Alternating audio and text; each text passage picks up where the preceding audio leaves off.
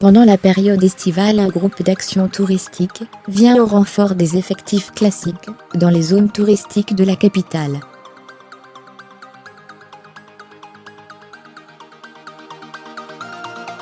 Dans le secteur du Louvre, la plupart des faits de délinquance visant des touristes sont des vols.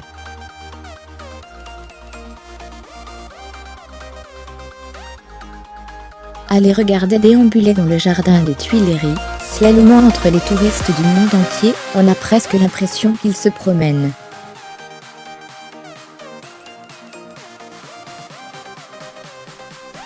Jusqu'à ce qu'ils fondent, sans même s'être concertés, en direction des 3 vendeurs à la sauvette installés dans une allée du parc.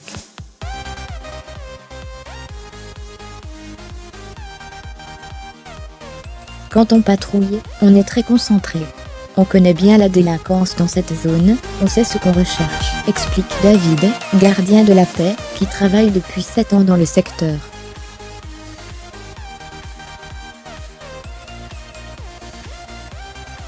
Cette fois, les individus ont eu le temps de détaler, la patrouille ayant été ralentie par une touriste asiatique qui cherchait son chemin. D'habitude, on travaille en relais, c'est la seule manière de les rattraper, ils sont très alertes, et dès qu'ils nous voient, ils filent, poursuit Stéphane, son collègue.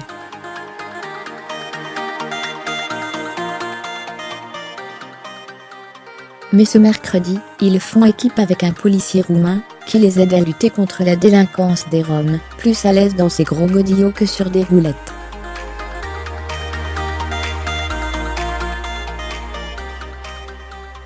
Si le quartier du Louvre est arpenté toute l'année par les touristes, le musée est le plus fréquenté du monde, avec 8 millions de visiteurs par an. Un pic d'affluence est atteint pendant la période estivale.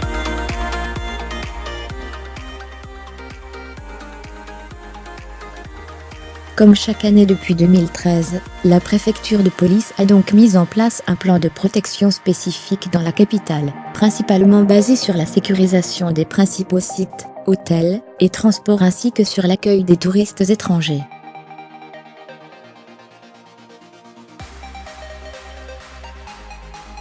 Objectif, lutter contre la petite délinquance, dont sont parfois victimes les touristes, et qui détériore l'image de la capitale.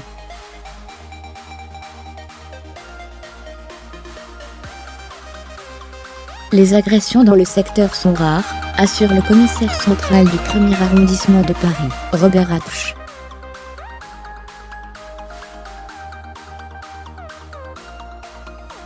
Les touristes sont généralement victimes de vols simples, parfois à la tire.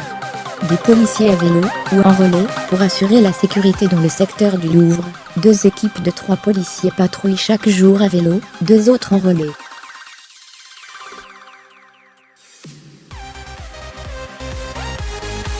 Ça change le regard sur la police, les gens viennent plus facilement nous parler.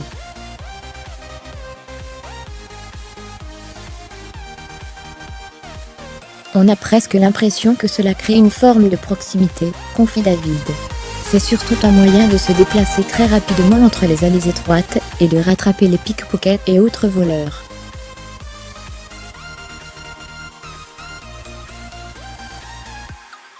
Des équipes de la BAC sont également présentes dans le secteur. En plus de ces effectifs, 130 policiers supplémentaires sont déployés entre la mi-juin et la fin septembre dans cet secteur particulièrement prisé des touristes, à l'instar des Champs-Élysées ou de la Tour Eiffel.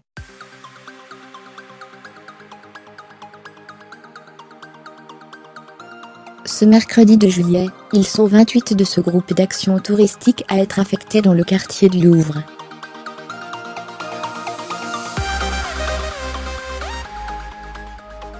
Ces effectifs supplémentaires nous aident à gagner en visibilité.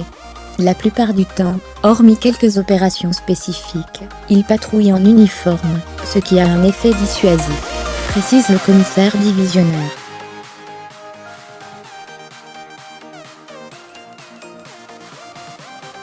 Compte tenu de la menace terroriste, tous ont également appris à rester vigilants.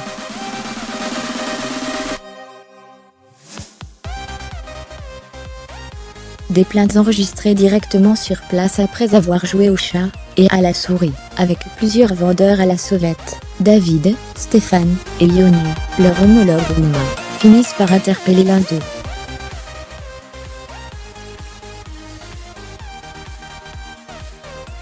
Ce jour-là, il vend des bouteilles d'eau aux touristes écrasés par la chaleur. On le connaît bien, il travaille régulièrement ici, précise le premier.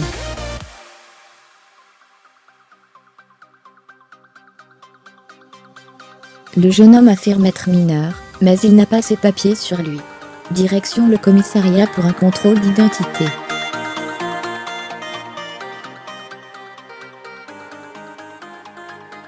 À peine arrivé, il croise une autre équipe. Eux viennent d'arrêter 3 jeunes femmes roms, surprises en train de faire les poches des touristes.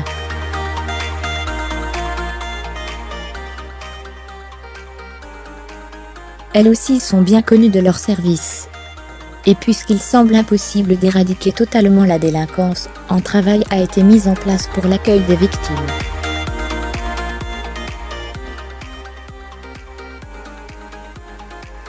Désormais, il est possible pour les policiers d'enregistrer une plainte directement sur les lieux du vol grâce à des smartphones.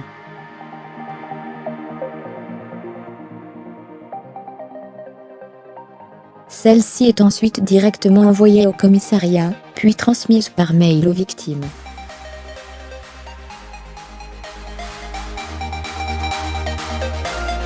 Et pour faciliter la communication, une vingtaine d'étudiants en langues étrangères, japonais, chinois, coréens et arabes, joignables toute la journée, assurent la traduction en cas de besoin.